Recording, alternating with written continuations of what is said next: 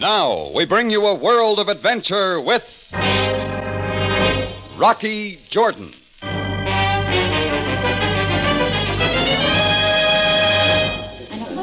I was sitting alone in my cafe Tambourine when Paulette Martin came to my table. I remembered her from 3 years back. She was the kind you remember. But now she seemed scared, said she was being followed. Paulette showed me a large manila envelope, said what was inside was worth a lot of dough. I thought she was just playing cops and robbers for the excitement of it, but when she made a private phone call from my office and didn't come back fast enough, I got that old feeling that it was going to be one of those nights. I made for my office on the double. Paulette Martin was gone. She'd left the manila envelope with me for safekeeping. I tore it open. Inside were 2 X-ray plates. Down in the lower left-hand corner was the name Dr. Konstantin Markoff. Then I remembered what I'd seen in the newspaper just an hour ago. Dr. Konstantin Markoff had been found at 10 that morning in his office on the Sharia Romar. He'd been knifed to death.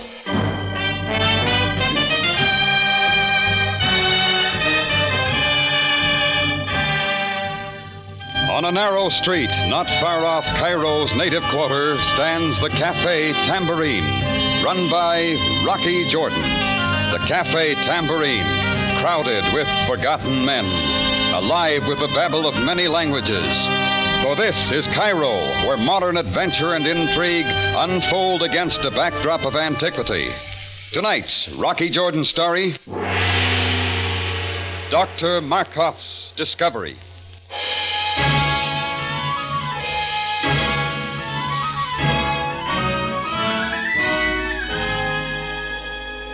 I slipped the X-ray plates in my desk drawer and walked around to the door leading into my cafe. A small gray-haired gent in a derby hat was standing at the bar. He was watching me over the rim of his glass. Then his mouth moved slightly. The 2 men who stood on either side of him with their backs to me turned slowly, leaned against the bar, peered at me through the smoky haze. Then I noticed a cabbie pushing his way through the crowd, headed in my direction.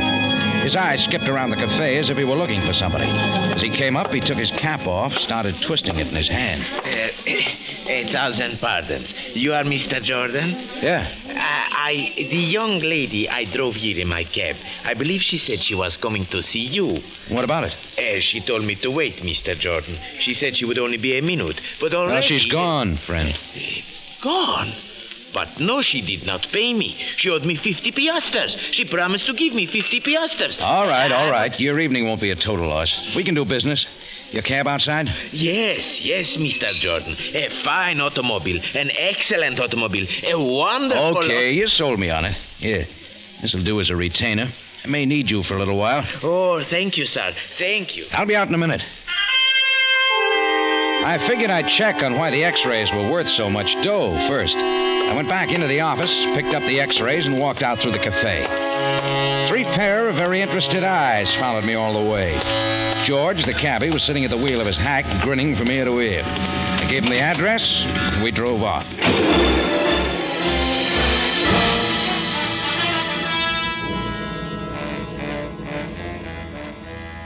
A quarter of an hour later, I was walking along the 10th floor corridor of the Victoria Hospital, looking for a guy named Fisher who ran the X-ray lab.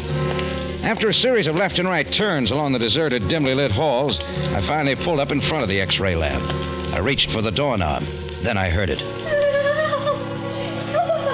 Well, it was a little late in the evening for X-rays, but I knocked anyway. I counted up to 10 and opened the door. As I entered the lab, a door at the far end of the room closed silently. I walked over to a young gent in a white uniform who seemed to be very busy looking over some charts. Oh, hello, old man. Is Fisher around? Fisher? He beetled off about an hour ago. Won't be back tonight. Done in, you know. Completely bushed, as it were. Won't be back, huh? Are you his new assistant? No. I just pop over from med school now and then to, familiarize myself with the equipment, shall we say? Take a look at these for me, will you? Oh, yes, of course, old man. I'd say they were X-rays. What do you think they were? Navigation charts of the upper St. Lawrence River? Oh, yes, I see. It's rather interesting. Junior, upside down. Oh, yes. Yes, of course. I thought it rather odd. You see anything in them?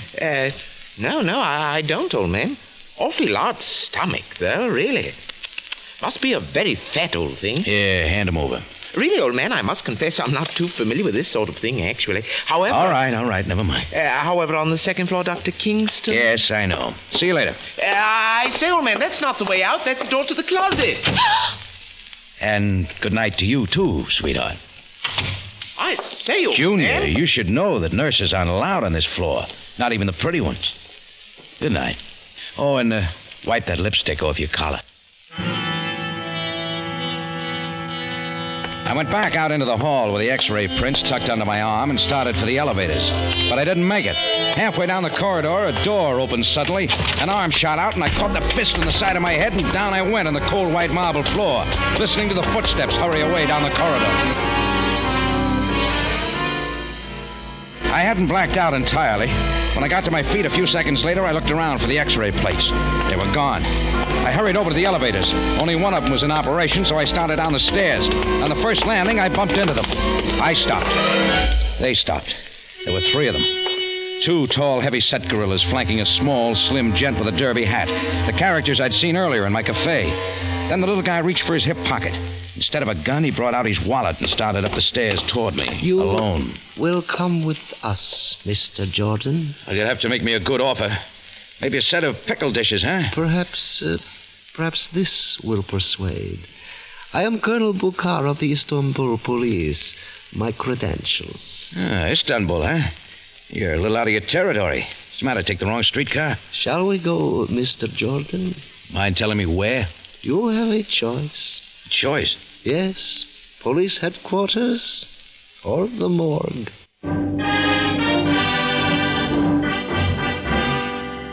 When we got to police headquarters, Sam Sabaya was standing in the hall next to the water cooler. He and the colonel got their heads together for a moment, and then we all walked into Sam's office. The two gorillas stationed themselves at the door. Sam dropped into his swivel chair. The colonel started pacing the room. He seemed a little disappointed. So you know this man, Jordan, Captain Sabaya. Yes, I know him, Colonel. Very well. Better luck next time, Colonel. It appears that he and the girl, Paulette Martin... a woman. Yes, I might have known. I followed her to the cafe. This cafe at... Tambourine. Yes, as I was saying, Captain, I followed the girl to the cafe. She turned over an envelope to Jordan. Then Colonel. Yes? She didn't turn it over. She left it in the booth. And then she went into your office. Is that right? Yeah, she went to make a phone call. When she didn't come back, You followed her. Later, you came out with the envelope under your arm. Sure. I went over to the Victoria Hospital. What happened to her, Jordan? I don't know. She ducked or somebody grabbed her out of my office. What were you and the girl up to, Jordan? Look, I hadn't seen Paulette Martin in over 3 years. Tonight she waltzed into my place with an envelope and gave me a pitch about joining her in some deal. What sort of a deal? She didn't get around to tell me. She went to my office to use the phone, and that's the last I saw of her. Jordan, what was in the envelope? Oh, a couple of x-rays, Sam. X-rays? What sort of x-rays? Just plain x-rays. Some guy's stomach. Jordan, this is no time. Sam, I'm telling you. Just a moment. Jordan, where are those x-rays? I don't know. Somebody grabbed them away from me at the hospital. So somebody took them away from you, huh? Just like that. The x-rays, Jordan, were they from Dr. Markoff's office? Yeah. And the patient's name, it was also on the x-ray? I don't remember. Look, would you mind telling me something? What is that? Why are the Istanbul police so interested in this routine? You do not know, of course. A lot of things I don't know about this, including why a guy's stomach is so important. How Paulette Martin got mixed up in this deal, and why she came to me. Just a minute. You did not know that Paulette Martin worked in Dr. Markoff's office? No, I didn't know that. She was his receptionist. But of course you would not know now. You said you had not seen her in the last 5 years. 3. So, yes. You still haven't answered my question, Colonel. Why is the Istanbul police interested? I don't intend to. Perhaps Captain Sabaya will tell you if he's so inclined. At the moment, I have work to do. Captain, I would like to talk to you for a moment, in private. Yes, of course, Colonel.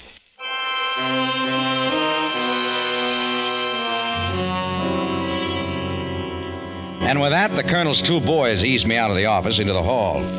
We sat down on the bench and waited. 10 minutes later, the door opened and the little Colonel strutted out. He didn't even look at me as he went past. His two boys jumped up and trailed after him down the hall and out into the street. And that was that. I walked over to Sam's office. Sam was in his chair again.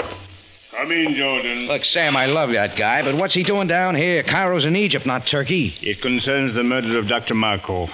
Sit down, Jordan. Sit down. Okay, shoot. About a week ago, Dr. Markoff sent a wire to the Istanbul police requesting information of a very clever and dangerous convict named Brezak. Brezak? He died about 5 years ago, didn't he? Well, yes. After his escape from prison in Istanbul, he was drowned in the Black Sea. But there was never any positive proof that he actually was dead. The body was never recovered. So now, 5 years later, Dr. Markoff here in Cairo suddenly starts asking questions about Brezak. What's he want to know, Sam? Merely if there was a possibility that Brezak was still alive. Nothing more. The Istanbul police replied to the wire by sending down one of its prize bloodhounds, Colonel Bukhar. Yes. But when Colonel Bukhar arrived, he found that Dr. Markoff had been murdered. What's Paulette Martin done to put the gleam in the little colonel's eye? Nothing. I'm convinced she had nothing to do with the doctor's death.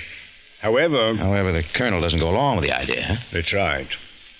And now, Jordan, the patient's name and the x-rays. What was it? Oh, Griswold or Grisholm, I'm not sure. The first name was Jonathan. The address stops me. There were some 3s and 7s, but I can't straighten them out. All right, Jordan. So if there's nothing further, I'd like to go back to my cafe. Yes, of course. Thanks. Oh, and thanks for straightening things out for me with the hotshot colonel, Sam.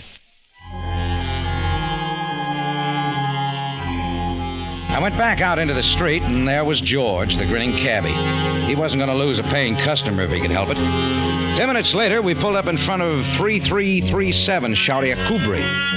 The guy who lived there was named Kashubian, and he tried to sell me a rug. Next, we tried 3733. It was a small shop and closed for the night.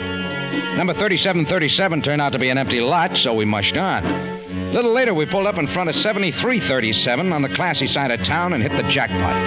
It was a 2-story brownstone house. The native houseboy led me into the library, where I met Mr. Griswold himself, all 280 pounds. He was sitting behind a desk, a napkin tucked under his chin, gnawing on a drumstick. In his other hand was a piece of celery. Come in, sir, come in. Dominic, a plate for the gentleman. You'll join me, sir? Yeah, thanks, no. Glass of wine, then. Dominic, a glass for Mr... Jordan. Jordan. Jordan. For this.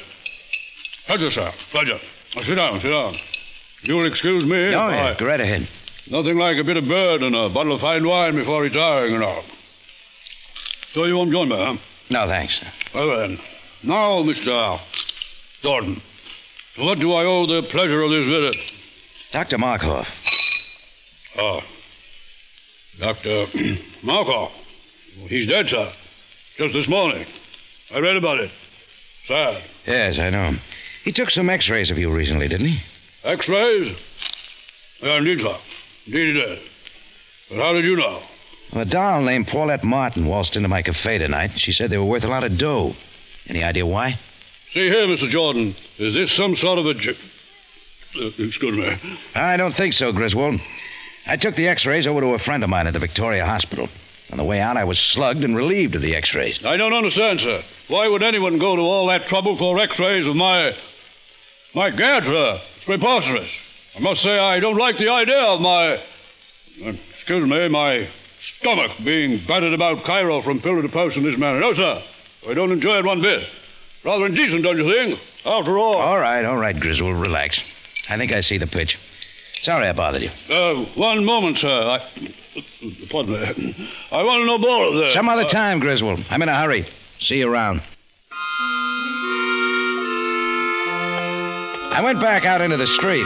George, the cabbie, was sitting on the front steps of the house waiting for me. We were successful, Mr. Jordan. We were, George, we were. Now, do you know where Dr. Nuruddin lives? The famous surgeon? Yeah. No, Mr. Jordan. But I'm sure you will have no difficulty. So am I, George. Okay, hoist up your puttees and let's away to the nearest telephone booth.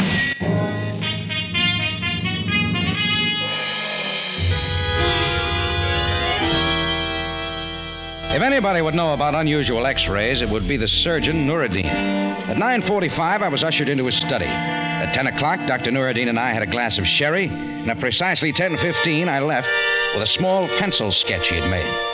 It was the kicker to the case, and I tucked it safely away in my breast pocket. 5 minutes later, I put in a call to Captain Sam Sabaya. Yes, Jordan. What is it now? Meet me at Dr. Markoff's office in 10 minutes, Sam. I'll tell you all about it then.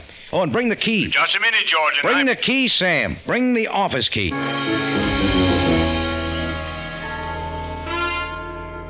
Sam was already standing at the entrance to the small office building in the Sharia Romar when I got there. We went inside and started across the lobby. Well, Jordan, what is this all about? Oh, it was a sucker play from the start, Sam. And little Paulette started it. The x-ray plates she slipped me were phonies. It dawned on me while I was talking to Griswold. Griswold? Who is Griswold? The guy with a stomach. But he doesn't figure. Now, see how this shapes up. Paulette Martin has the real plates. She's holding on to them, see? Mm-hmm. When the doc gets bumped, she gets scared, figuring she's next. To throw the murderer off her trail, she picks up a phony set of plates from the office, Griswold's, and waltzes into my cafe with them. I see. Sure, while the murderer's trailing me, Paulette slips away with the real plates. Oh, here is Dr. Markoff's office. What do you want in here, Jordan? Fast browse through the good doctor's files. Oh, hold it, Sam. What's the matter? Somebody's coming up the stairs. Come on, let's get out of sight. A few seconds later, a woman came into the corridor. It wasn't Paulette Martin, and she stopped in front of Markoff's office. She stood there looking at the name on the door, raised her hand slowly, and gently brushed the gold lettering with her fingertips. Then she opened her purse, took out a key, unlocked the door, and went inside. I wonder what she's doing here. You know her, Sam? Yes, her name is Anita Loman. She was Dr. Markoff's nurse, came back from Alexandria this morning in time to discover his body. How'd she take it? Badly. I think she was in love with the doctor. Huh? You sure she was in Alexandria last night? Oh, yes, we checked it. Come on. Nurse Loman was standing before a filing cabinet with half a dozen manila folders in her hand when we walked in. She turned slowly, then gave out with a thin little smile. Oh, Captain Sabaya, I'm glad you're here. Good evening, Miss Loman. This is Mr. Jordan. Miss Loman? How do you do, Mr. Jordan? Captain Sabaya, when I spoke to you at headquarters this morning, I was terribly upset. Yes, I know. I don't know why I didn't think of it before, but... Well, the shock of finding Dr. Markoff. You have uncovered something, Miss Loman? I believe so. It suddenly came to me this afternoon.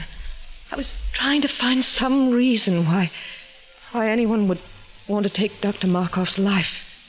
And then I suddenly remembered. The day before I left for Alexandria, a man went in to see Dr. Markoff. They were in the doctor's private office for quite some time. This man sounded very angry. He seemed to be after some x-rays. Go on, Miss Loman. This man's name, do you remember? I'm not certain. If I could only find the files, they seem to have been rearranged. Yeah, I'd say the murderer took care of that. What did he look like? Oh, he was slender, middle-aged. I saw him only twice, the day he was brought in, but... A moment, Miss Lamont. You say he was brought in? Yes. It was late afternoon. There was an accident in the street. This man was hit by an automobile.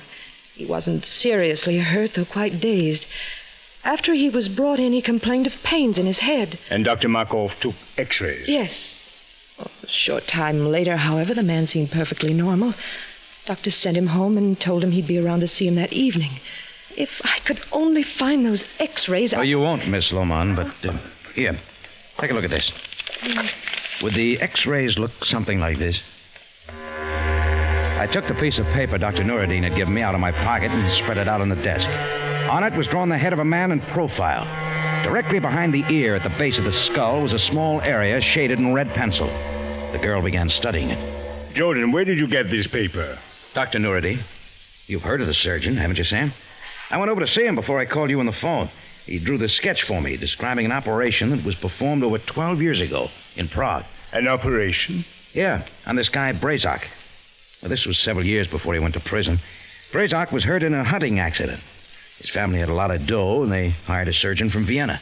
This is his work, Sam. Mr. Jordan, this shaded area behind the ear... That's a silver plate, Miss Loman. Brazak has a silver plate in his skull. Colonel Buchar didn't mention that to you, did he, Sam? How did Dr. Nuruddin know all this? Well, the operation was widely discussed years ago. It appeared in a flock of medical journals. Seems there was a little criticism here and there. The operation wasn't too successful. It wasn't? But Brazak... Oh, sure. Brazak pulled through okay and resumed his role as playboy of the Balkans. But the plate gave him trouble from time to time. Nothing serious. You say all this took place before he went to prison. What did he... Well, he got mixed up in a little deal in Istanbul later. Politics and the death of a countess named Montclair. Brazak was sent to prison for life. He'd only served a few years when he escaped and was supposed to have drowned in the Black Sea. Well, then, Mr. Jordan, does this mean that this man Brazak is still alive?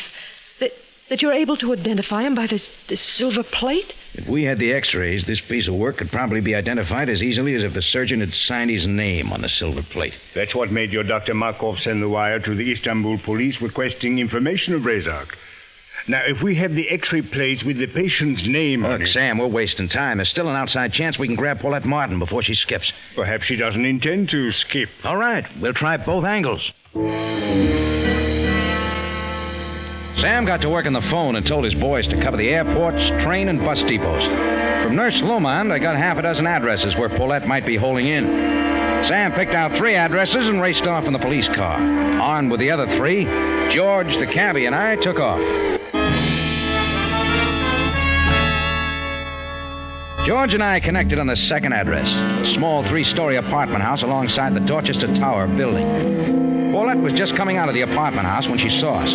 She had a good head start, and by the time we pulled up, she ducked into the tower building. When we raced into the lobby, a scrub woman was standing there with her hands on her hips, muttering to herself and looking up the stairway. Mr. Jordan, this way, up this stairs. Look, George, I'll take the stairs. You grab one of the elevators. Go up to the top floor and work down. You get it? Yes, I understand, Mr. Jordan. It was rough going by the time it hit the 6th floor. I could hear Paulette above me racing up the stairs. Then I stopped. I couldn't hear her anymore. I eased up to the 7th floor slowly. On the next landing, I found her shoes. Paulette was doing better now in her stocking feet. On the 10th floor, I ran into George. Mr. Jordan, did you see her? Ah, that dame runs like a deer. Come on, George, let's go back up. She must be up there. Perhaps the roof, Mr. Jordan. It is possible... Yeah, come on. When we reached the roof, it was deserted. We eased up the tower and directly under the huge clock. At the head of the spiral stairway was a door. We walked into the small room. The light was on, but the room was empty. As we started to turn around, the door slammed shut. We were locked in. Mr. Jordan, the ladder there. Perhaps we can get above. Okay, George, you try it. I'll see what I can do on this door. Yes, there must be some way. For an instant, I didn't know what had happened. The shock had jarred the room like it was built on a plate of Jell-O. Then I remembered we were directly under the huge bell of Dorchester Towers, Cairo's version of the Big Ben. I shook the sound out of my brain and looked at my watch. 11:45. Then I looked over at George, the grinning cab driver. He wasn't grinning now. He was flattened out against the wall, his face gray with fear, and there was a wild look in his eyes. Mr. Jordan, we must get out of here. We must get out of here. Yeah, relax, George. We got 15 minutes before the bell opens up again. 15 minutes. 15 minutes. Yeah, it's 11:45 now. Midnight, we're in for another session. Unless we can... No. We must get out of here. Well, I was in favor of that, too. But I didn't see any reason to get so excited about it. George scurried up the ladder and tried to open the trap door. It didn't budge. I went to work on the other door with my knife. All I came up with after 10 minutes was a couple of broken blades. George kept clawing at the trap overhead, but he wasn't getting anywhere. He was like a wild man now. The minutes ticked by. George threw both hands over his ears and crouched in the corner of the room. Then it hit again. George dropped to his knees, shook his head, then staggered to his feet like a drunken man. He fell against the wall, covered his face with his hand. A ribbon of blood trickled down the corner of his mouth, and he started clawing at the side of his head, digging his nails into the scalp, just behind the ear. Then I realized that he was the gent on the x-rays. George, the cabbie, was Brazak, the gent with a silver plate in his skull. And right now, the vibrations weren't doing him any good. Jordan, get me out. Get me out of here. I can't stand any more of it. What do you want me to do, Brazak? I don't know. Get me out.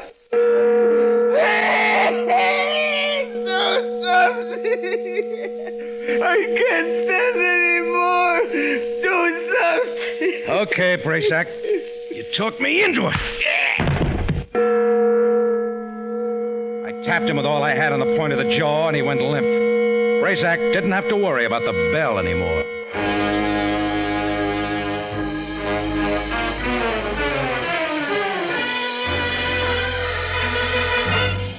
In a moment, Rocky Jordan returns with the ending to tonight's story. And now we return you to Rocky Jordan for the conclusion of tonight's story.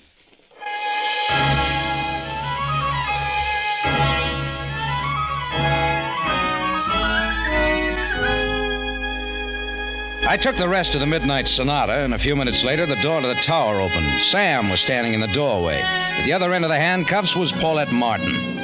Well, that's the way it ended.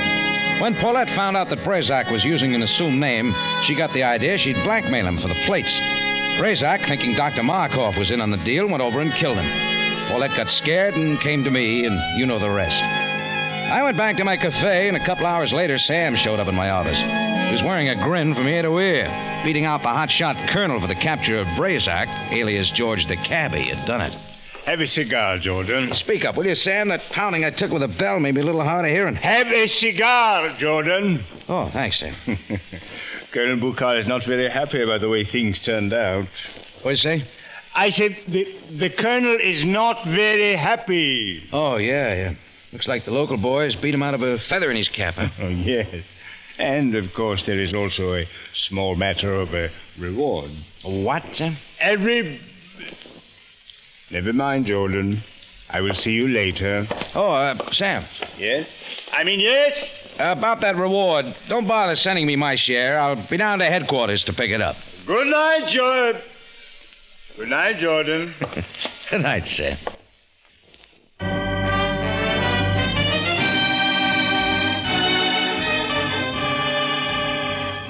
Remember, you have a date next week at the Cafe Tambourine in Cairo. Same time, same station. And the story is Ace High Straight. Rocky Jordan, written tonight by Adrian Jandot, stars Jack Moyles in the title role with Jay Novello as Captain Sam Sabaya. Original music composed and conducted by Richard Arunt.